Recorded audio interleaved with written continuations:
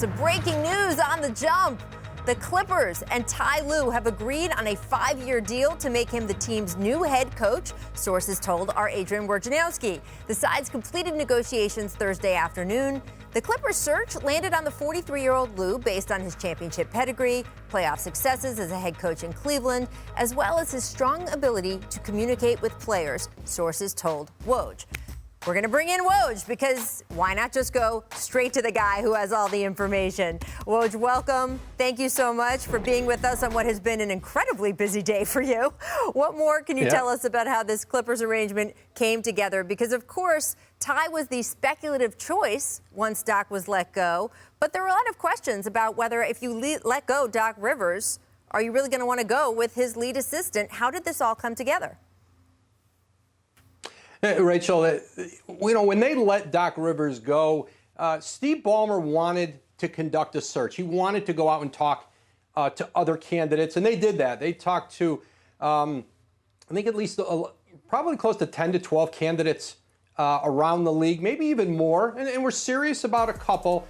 But they knew what they had in Ty Lue, and everybody was chasing him in this process. He was legitimately the favorite throughout, and I think as they went out and talked, I think it solidified the fact that the qualities that Ty Lue had, and you mentioned him as some I described in this story, he's won a championship. He has shown himself to be very tactically sound as a head coach. And in the playoffs, when you've got to make adjustments, he understands the glare of the spotlight that comes with a job like that. You get that in Cleveland coaching LeBron James. And the relationships and the coaching he's already done with the group they have, Kawhi Leonard, Paul George, he was from the very beginning the favorite, and there was nothing in the process that dissuaded the Clippers from thinking that they had the right guy right there for them.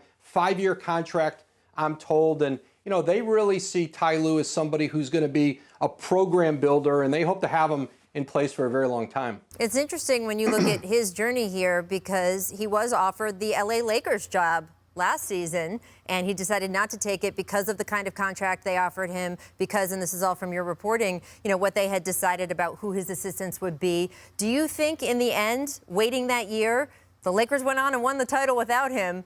Now he's with the Clippers, he's got the head job and the more favorable contract you just mentioned. Do you think that in the end, he's going to be happy with the way he played all of this? Well, really only Ty will know that. Certainly with the Lakers, at the time, they hadn't made the trade yet for Anthony Davis, but I think there was optimism they could get it done. And you would probably assume it was a 3-year deal they offered him at the time. And it was essentially the same deal Frank Vogel took with the Lakers. And, excuse me, you'd expect that at some point here, Frank Vogel, whether it's this year, next year, might get an extension off that. But it's a decision that Ty Lue made in the moment. And now, listen, he gets a chance to stay in L.A., an organization that certainly has championship aspirations, but a team that very much underachieved, losing in the conference semifinals, blowing that 3-1 lead to Denver. And listen, there's a lot of work to be done within the Clippers to compete with the Lakers. They thought they would do that this year. They couldn't even get to that conference finals. But Ty Lue now certainly with an organization, Lawrence Frank as the president, Mike Winger at GM, Steve Ballmer, they know him, they believe in him.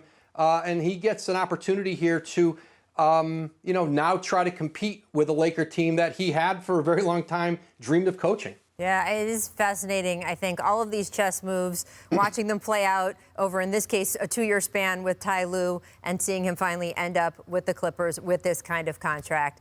Of course, that's not all you've been doing today, Woj. Just following this story, you dropped another bomb just an hour or so ago. Rockets general manager Daryl Morey stepping down after 13 seasons with the franchise. Rockets are planning to promote Executive Vice President of Basketball Operations, Rafael Stone, to general manager, according to your sources. So what led to this decision with Daryl?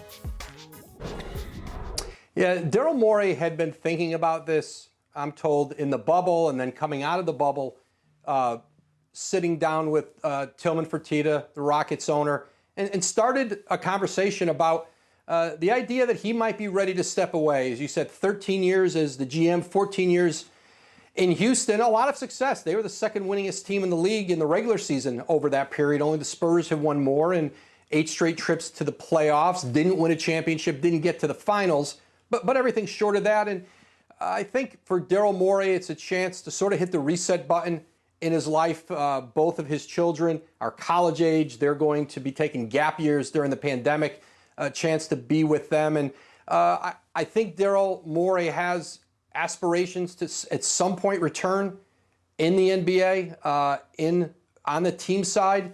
But, he sat down with Fertitta. They went through this and finally came to an agreement. And Morey is going to continue. He's been involved in the coaching process, and he's going to kind of help shepherd them here until they get a hire and kind of in an advisory role as Stone now moves up and takes over as GM. It's so interesting, and obviously such a tumultuous year for the Rockets, for Daryl Morey specifically, starting with that tweet and all that happened after that in China.